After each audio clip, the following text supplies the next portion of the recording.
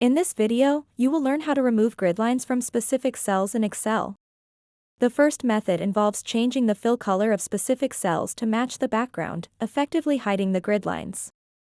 To begin, select the columns that contain the cells you want to modify. Once your desired columns are selected, head over to the Home tab. Look for the paint bucket icon within the font group on the toolbar. Click on this icon, and a drop-down menu will appear.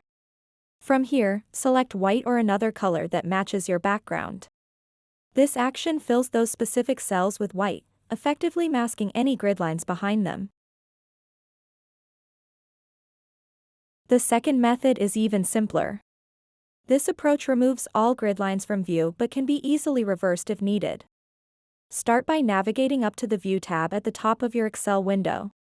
In this section, look for a checkbox labeled Grid Lines located in the Show group. To remove grid lines from your entire worksheet, simply click on this checkbox so that it becomes unchecked. You will immediately notice that all grid lines have disappeared from your worksheet.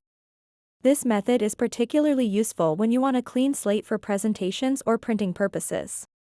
So that wraps up this tutorial. If you have any questions about this whole process, please let me know in the comments section below. And if this video helped you out, please give it a big thumbs up and subscribe to this channel for more tutorial videos like this one. Thank you so much for watching, and have a good day.